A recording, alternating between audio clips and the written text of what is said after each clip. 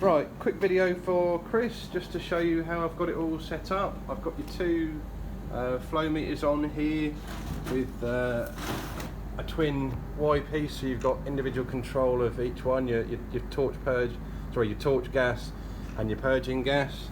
Here's the short purge pipe we discussed. The other one's going off to the back of the machine for the torch itself.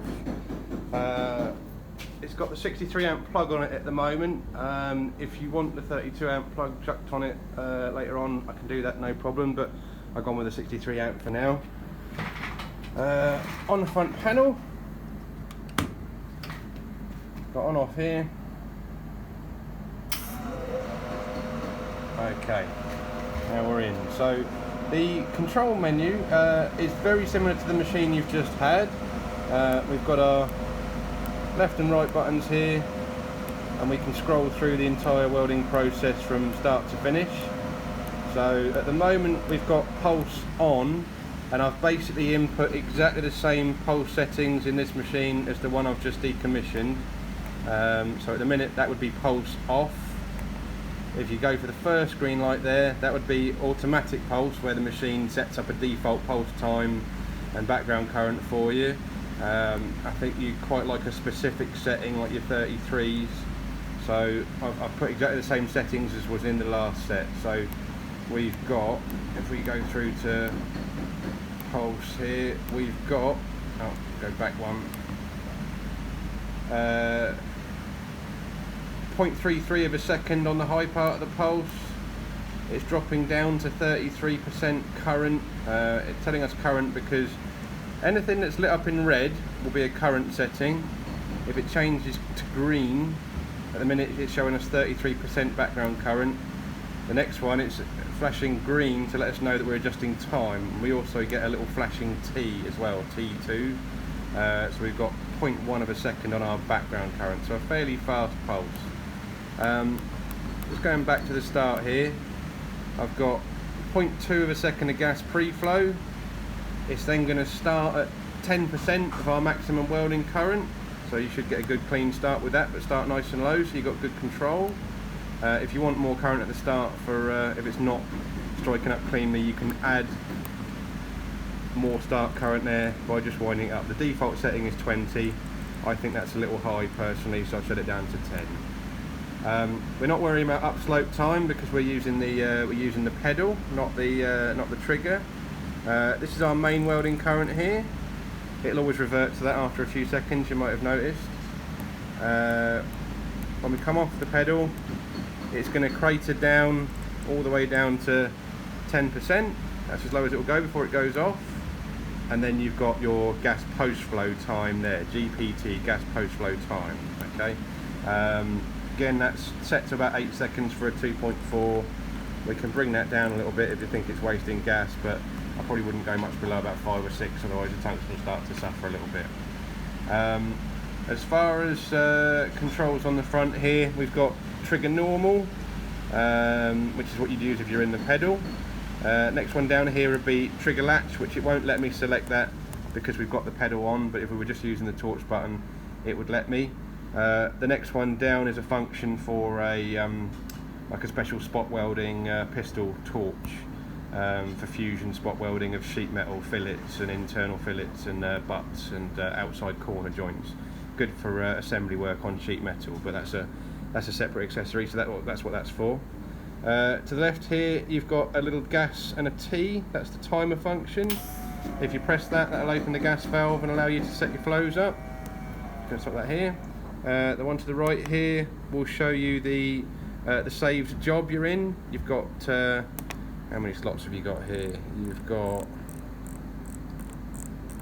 a lot. You've got 90, 100, yeah, 100 spare slots for saving your favourite jobs. So plenty there. I'm just going to go back to job 0, which is memory off, then back to volts. On the right hand side here, you've got TIG function or stick function. That's pretty self-explanatory. Obviously be careful not to put it into stick mode if the tungsten's touching anything that's grounded, because the torch will go live immediately. Below that you've got your output function in TIG mode or stick mode, DC or AC. and then below that you've got a special function in AC mode to help you set up the ball more quickly, get the right size ball in your tungsten. How you set that is you use the tungsten sizing knob, press down on the pedal, grind up a point on your tungsten, whichever tungsten you like to use for LE, either white or grey or blue, whichever's your favourite one. Set the desired tungsten size, so it's perfectly acceptable to put a smaller ball on a larger tungsten. So if you want a 1.6ish mil size ball on a 2.4 tungsten, set it to about 1.6, press down on the pedal, sort of slowly increase on it to whilst watching the tungsten size. Once you've got the ball size you want, back off on the tungsten to let the tungsten solidify, and then take it back out of tungsten balling mode and put it into AC. Okay, these functions, or these knobs down the bottom here, only relate to AC. Okay, your AC frequency is here, your AC balance, so going more towards positive will give you more cleaning. 0 is a neutral setting, a 50-50 balance setting. Going more into negative will give you less weld cleaning and more penetration. Okay, it also looks after the tungsten a bit better, puts less energy through it. So if you're trying to maintain a smaller point or smaller ball on your tungsten and the metal's nice and clean, I tend to try and go with a bit more negative. My sort of favourite setting is around about sort of 70 odd% electrode negative, somewhere about there. Okay, but I'll set that back to 0 for now, let you play with that, and I'm going to put this back to DC so it doesn't catch you out the first time you go to use it. If you want to put the machine into standby mode, if you want to save a bit of power or something like that, or you just don't want to be looking at all the lights, hold down the standby button here and the machine will go to sleep basically. If you press anything, if you press the pedal or move any of the buttons, it'll wake back up again, so it doesn't lock it or anything like that. And the machine will come back on exactly the same as you were last using it. So if I turn it off now, it should come back at 140 odd amps after it's gone through its startup cycle. That should probably do for now. If there's anything else, you're welcome to call me. Phone's always on, evenings, weekends, whatever. I've left you with the manual here on the top. There's also I've left you with a 2-button trigger as well, because you can set this torch up to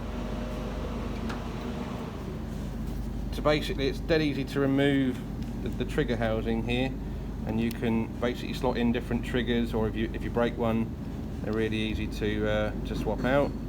But you can set the machine up so you can actually take the amps up and down from the torch using just the buttons if you find yourself in a position where using the pedal isn't practical or whatever. But I'll set it back for the single button for now. Torch isn't plugged in at the moment because we're on the pedal. If you do want to use the torch trigger, the little location tab goes at around about the 9 o'clock position there, and just turn the barrel like so, in and out. Same for the foot pedal socket here, just turn the chrome ring at the front about 1/3 of a turn and out it comes, and there's a little wide location tab there, focus, a little wide location tab there that goes at the 12 o'clock position on the socket. It's quite easy to find that. Sorry, camera work's not great here. That's locked up, and I'll just take off the gun plug there. Alright Chris, look forward to seeing you soon. Take care mate, thanks, bye.